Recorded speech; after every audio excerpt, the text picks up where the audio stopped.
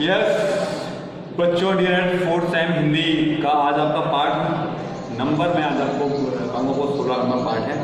ये पाठ का नाम है, मैं प्रशांत कुमार मिश्रा आज आपको पाठ नंबर 16 के बारे में बताता हूँ। पाठ का जो नाम है भाषा में मूल्यांकन विधियाँ।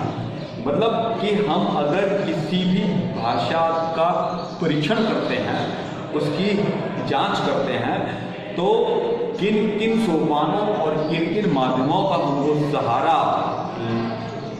हम पाएँ या हम लें, तो हमको आज यही बात करें। सबसे पहले तो हम ये जानते हैं कि मूल्यांकन का अर्थ क्या है।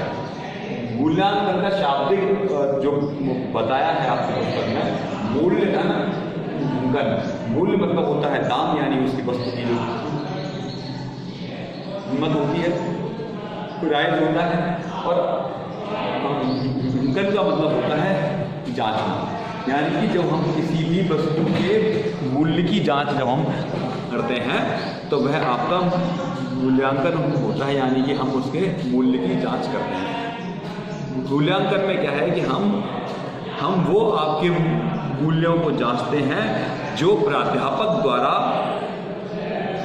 जो भी आपने पूरी साल या अपने पूरे महीने या पूरे 7 दिन या पूरे समय में जो भी आपने शैक्षिक आपने प्रक्रियाएं की हैं आपने और आपके प्राध्यापन हैं, तो वह प्रक्रिया के माध्यम से जो विद्यार्थियों को हम प्रतिष्ठित करते हैं और ये जांचते हैं कि उनका जो बौद्धिक स्तर है, जो मानसिक जो स्तर है, उनकी पढ़ाई का जो है वो पूरे साल ज्ञान देने के बाद बच्चों ने कितना ज्ञान सीखा, कितना उनको जानकारी हुई और वह कितना अपना जान पाए।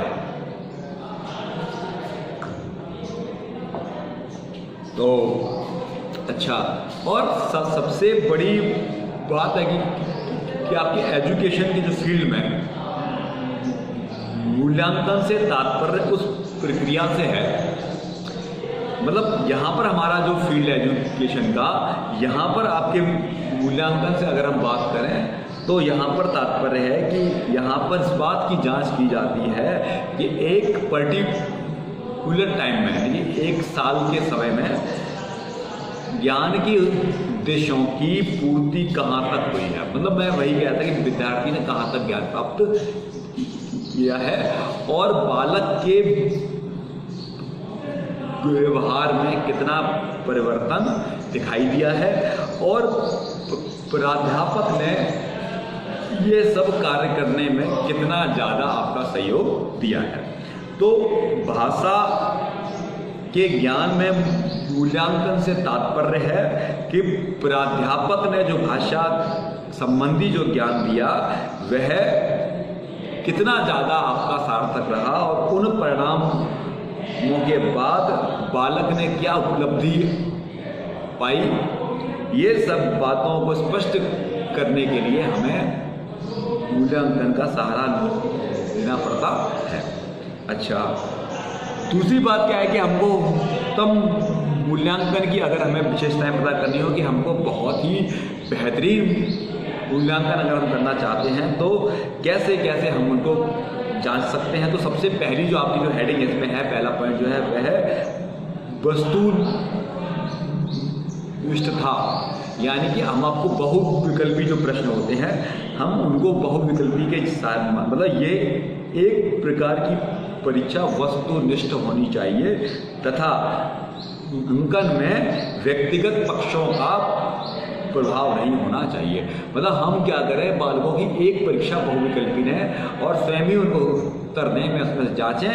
और यहाँ पर क्या है कि हमको बालक के साथ यह प्रक्रिया नहीं कि यहाँ पर लेख इसका बेकार है, इसका हम केवल उत्तर पर ही ध्यान दें, उत्तर पर ध्यान दें और बालक की हम बौद्धिकता की जाँच करें।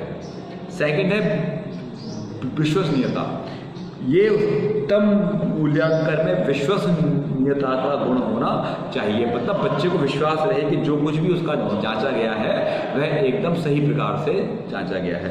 जब एक ही परीक्षा को एक ही समूह को भिन्न भिन्न मौकों पर देने पर उनके अंकन में समानता दिखाई पड़ती है, तभी मूल्यांकन में विश्वसनीयता प्रदान होती दिखाई पड़ती है। मतलब कहने का तात्पर्य है कि विश्वसनीयता से जब एक ही जैसे बच्चों का एक समूह की भिन्न भिन्न मौकों पर जब हम परीक्षा कराएं और भिन्न भिन्न जगह पर जांच कराएं तो सभी की जांच अगर यार एक जैसी दिखाई पड़ रही है तो फिर वहाँ पर मूल्यांकन आपका विश्वास पात्र है, आपका विश्वसनीय है। तो इसलिए आपकी ये जो कहता है हेडिंग है व्यावहारिकता, ये में कहता है कि मूल्यांकन में व्यवहारिकता होनी चाहिए, मापदंड परीक्षा के बाद उसकी व्यवहारिकता को ध्यान में रखा जाए।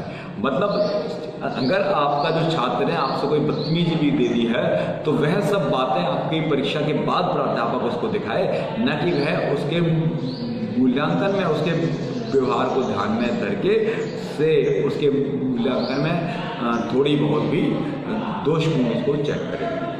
चौथा है विभेदीकरण आपका, यह कहता है कि मूल्यांकन सभी बालों में, चाहे वो आपके बलशाली हों चाहे वो बलशाली नहीं हो, चाहे वो बौद्धिक हों या वो बौद्धिक हों, चाहे उनका मानसिक स्तर जो है वह अच्छा हो या ना हो, लेकिन यहाँ पर हमको बच्चों के साथ में भेद नहीं करना चाहिए, हमको सभी बच्चों को एक समान ही देखना चाहिए। पॉइंट नंबर 5 है आपका व्यापकता। व्यापकता से मतलब है कि आपकी योग्यता के मापन के लिए जो भी प्रश्न हमने बच्चे से परीक्षा में पूछे हैं वह सारे प्रश्न बच्चे के पाठ्य वस्तु से ही हों, पाठ्यक्रम से ही हों। ऐसा ना हो कि बच्चा कक्षा 7 का है और हम उसको कक्षा 9 का कोई प्रश्न दे दें। पॉइंट नंबर आपका बात का है उपयोगिता। ये प्रश्न ये है कि मूल्यांकन ऐसा हो कि वह उस उद्देश्य की पूर्ति के लिए हो जिस उद्देश्य के लिए परीक्षा ली जा रही है। मतलब है कि उपयोगिता तभी हमें वह मूल्यांकन एकदम लाभदायक मालूम पड़ेगा कि वह केवल वही उद्देश्य को प्रकट करे जिस उद्देश्य के लिए मूल्यांकन किया जा रहा। अच्छा, पॉइंट नंबर 7 आपका सरल और आपका सुगम। यह है कि परीक्षा लेने के लिए जो भी हम नियम कायदे कानून बनाए वह आपके सहज हों और आपके सरल हों ताकि बच्चे को परीक्षा देने में कोई दिक्कत का सामना न करना पड़े। नेक्स्ट आपकी हेडिंग है मूल्यांकन का महत्व। तो यहाँ पर क्या है कि मूल्यांकन के लिए बहुत सारी बातें बताई गई हैं कि ताकि हमको मालूम पड़ता है कि मूल्यांकन का कितना महत्व है। तो सबसे बड़ी बात, पहला पॉइंट है कि योग्य बालकों को चुनाव में सहायक, कि हम मूल्यांकन की सहायता से हम ये पता लगा सकते हैं कि हमारी कक्षा में कितने योग्य बालक हैं। पॉइंट नंबर 2 है पाठ्य विषयों के चुनाव में सहायक, कि हम मूल्यांकन की सहायता से ये मालूम कर सकते हैं कि कौन से बच्चे का ध्यान किस विषय में बहुत ही बढ़िया है, तो हमको वही पाठ्य वस्तु से संबंधित बच्चे को ज्ञान दिया जाए। पॉइंट नंबर 3 है कि मूल्यांकन द्वारा बालकों की व्यक्तिगत योग्यताओं का पता लगाकर उन्हें व्यक्तिगत शैक्षिक तथा व्यावसायिक मार्गदर्शन दिया जा सकता है। मतलब मूल्यांकन से हम बालक की व्यक्तिगत जो उसके अंदर जो योग्यताएं हैं, जो उसकी क्षमताएं हैं, हम इनका पता लगा करके हम बालक को सही दिशा में उसको भेज सकते हैं ताकि वह जिस दिशा के लिए वह बनाया गया है। पॉइंट नंबर 4 है मूल्यांकन प्रविधियों से प्राध्यापक को ज्ञात हो जाता है कि बालक अपनी योग्यता से पाठ्य वस्तु को प्रगति कर रहा है या कि नहीं कर रहा है। मतलब मूल्यांकन से अध्यापक को ये चीज़ मालूम पड़ जाती है कि हमारा बच्चा कितना विकास कर रहा है, कितना उन्नति कर रहा है। पॉइंट नंबर 5 है कि परीक्षा में आपकी सफलता प्राप्त करके बालक अध्ययन के लिए प्रेरित होते हैं और अगर बालक को बढ़िया नंबर मिलते हैं, अच्छी बातें आती हैं, तो फिर बालक और अच्छा पढ़ना चाहते हैं और भी उनकी पढ़ने के प्रति जो कामना है वह लागू होती है। पॉइंट नंबर 6 कहता है कि मूल्यांकन निदानात्मक परीक्षण में सहायक है, कि मूल्यांकन जो है वह सभी बालकों की दिक्कतों को दूर करता है, सभी समस्याओं का समाधान करता है। पॉइंट नंबर 7 कहता है कि मूल्यांकन आपकी परीक्षा को, आपके ज्ञान को, आपके अध्यापन को, अध्ययन को एक उद्देश्यपूर्ण बनाता है कि हम मूल्यांकन की सहायता से एक उद्देश्य को प्राप्त करते हैं। पॉइंट नंबर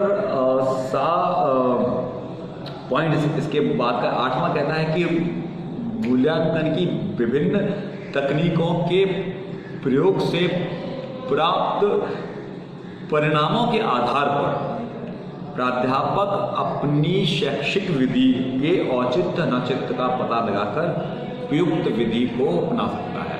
कि प्राध्यापक मूल्यांकन से यह ज्ञात करे कि उसने जो भी बच्चों को ज्ञान दिया है उसमें कहाँ दोष थे, कहाँ दोष नहीं थे, तो वह उन्हीं सारी विधियों को जान करके, पता करके बच्चों को फिर ज्ञान दे।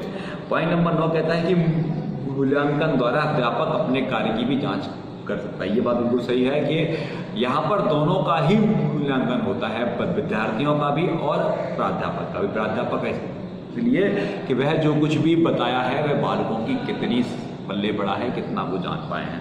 पॉइंट नंबर 10 है कि मूल्यांकन से अध्यापक और छात्र ज्ञान में वृद्धि के लिए प्रेरित होते हैं। दोनों की ही ज्ञान में वृद्धि होती है जब वह अपने एक दूसरे को जो ज्ञान प्राप्त किया है उसके बारे में बताते हैं परीक्षा की सहायता से।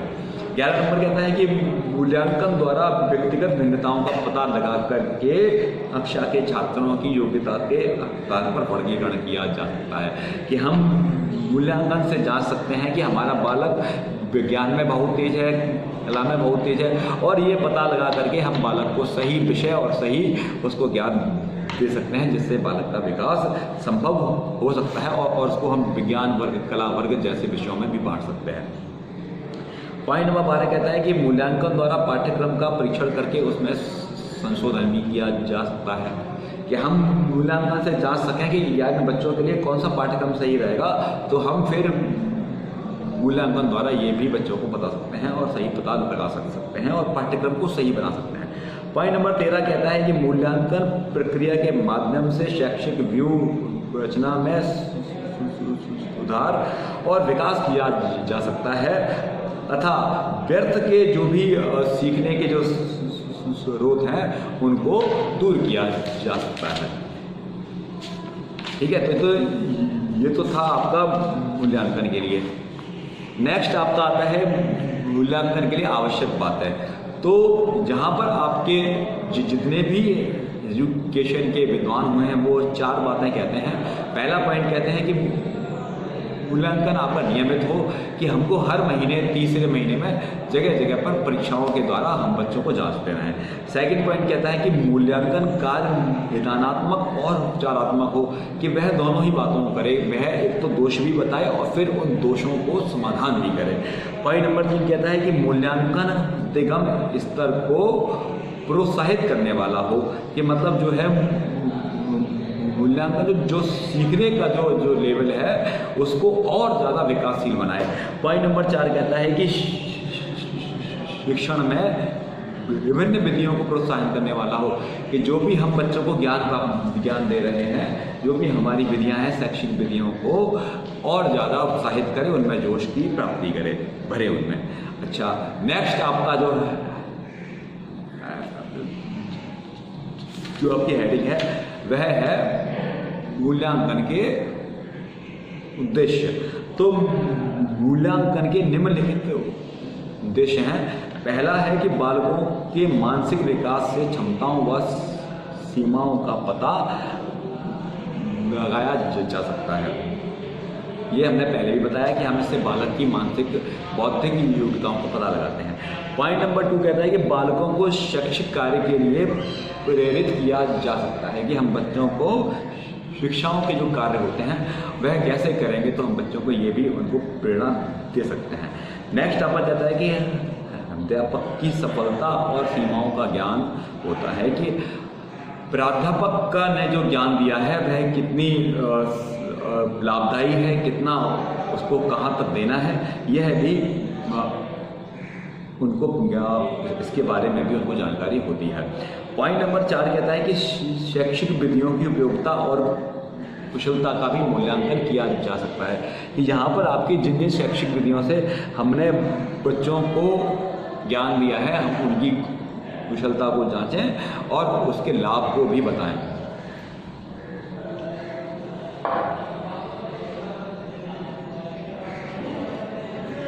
पॉइंट नंबर 6 है आपका कि आपकी शैक्षिक योजनाओं के पुनरावलोकन, पुनर्गठन